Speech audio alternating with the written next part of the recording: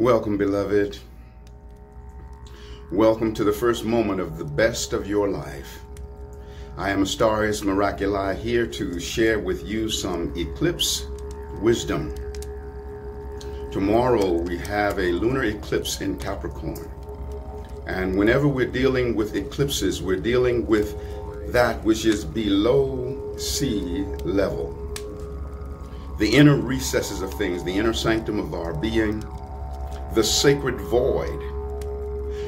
I am here to share wisdom and courageousness associated with these, or this particular, we've had one other, we had a solar eclipse as well. So relative to both eclipses, sharing wisdom and sharing courageousness.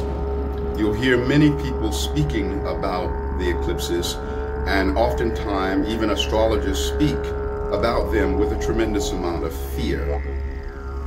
And yes, there is a certain encountering of the fear vibration when we're dealing with eclipses, because we're dealing with things that begin to come to the surface that have been hidden deep down inside, and they begin to come to the surface. And so we see things that had been previously unseen and hidden when the eclipses come about.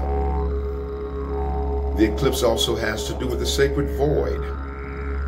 And the void is connected to the womb of creation.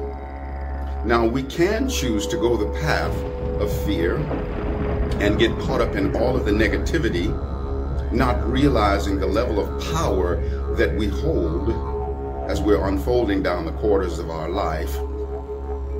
And the greatest pain and the greatest fear that we ever experience is the pain and the fear associated with separation.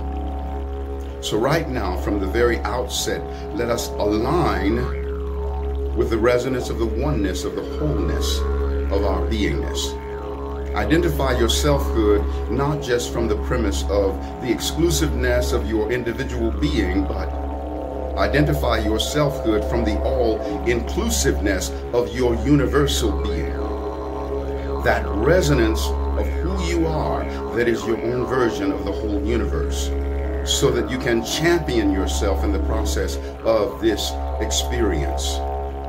One of the things that this eclipse relates to is what I would call no business as usual. Capricorn is an energy that is very conventional. And so we're dealing with energies that have been in place for a very long period of time, and yet energies that need to fall by the wayside now. The planet Pluto is in the sign of Capricorn, also in close proximity, conjuncting this full moon lunar eclipse. And so Pluto is adding even more power and punch to the mix. You know, with Pluto, with Capricorn, and with Saturn, which Saturn is also conjunct this lunar eclipse full moon, there is a tendency to have to address some of the fears that we've had, sometimes fears that we didn't even know that we had, but began to come to the surface.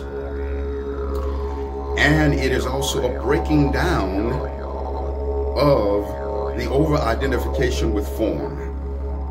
Capricorn's domain is the domain of form. And form is wonderful. We live in these bodies and we do want to manifest and we do want to be abundant, and yet we are something that precedes form, and that is formlessness. And so Capricorn can draw upon the opposite sign, which is Cancer, which is ruled by the moon, to then tap into the formlessness.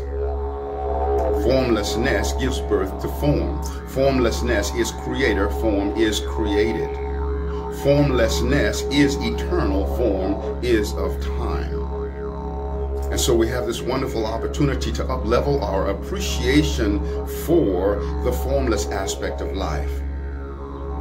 In the formless aspect of life, we can also, by virtue of our feeling frequency, tap into our connection with everyone, everywhere, and everyone who has went through the things that we're going through now and championed over them and was triumphant and successful.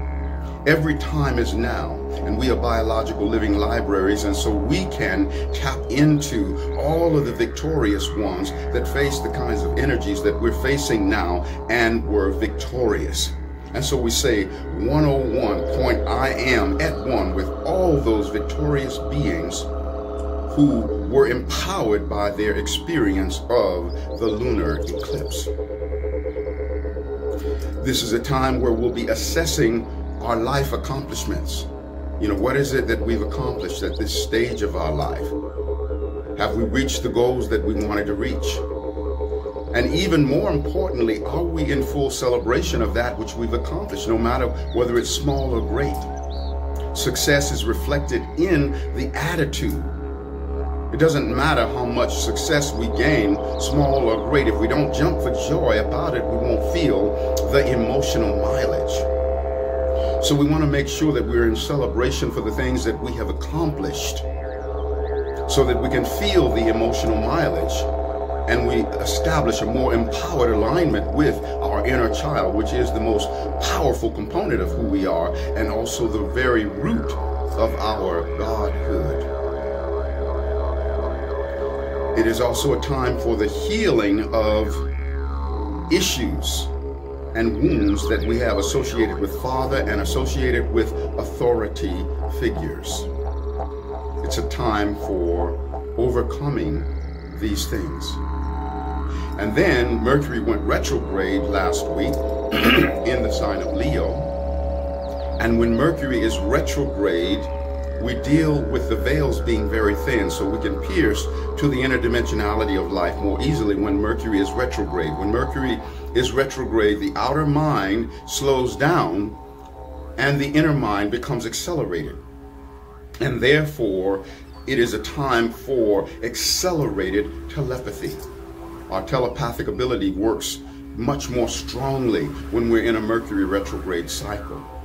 When Mercury is retrograde, it's important to have moments where we slow down the cadence of our speaking so that we have more gaps and spaces between the words, which offers telepathic communication and insight that the words themselves are not speaking. There's always an internal communication that is at work. This Mercury retrograde energy is about diving deep into the ocean of our deeper selfhood and understanding more of the resonance of who we are. It is about healing the judgment that may be associated with what we've created, because Mercury went retrograde in the sign of Leo, which is the sign of creativity. And so we'll be examining what's going on at the level of our creativity. All is well in the kingdom of this sacred moment. Let us up-level our appreciation for whatever our creative expressions has been, and to know that time can't run out on us, because time can't run out on eternity. So the key is aligning with the victory. We're biological living libraries, and therefore we have access to all of the victories that are, were, or ever will be.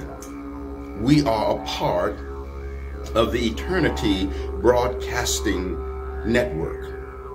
Every time is now, every space is here, and everyone is us.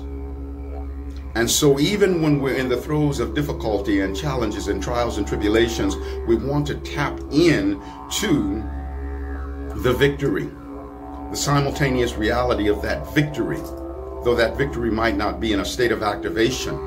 But by virtue of our intention, we can bring it into activation. 101.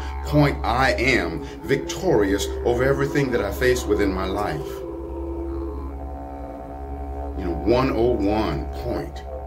I am empowered by everything.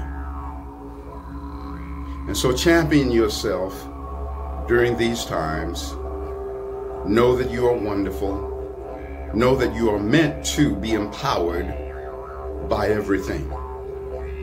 I love you so much, and I hold you in my mind and in my heart for your victory and for your overcoming. And nothing that is of a difficult nature will ever outlast you, because you are eternal and your difficulties will pass.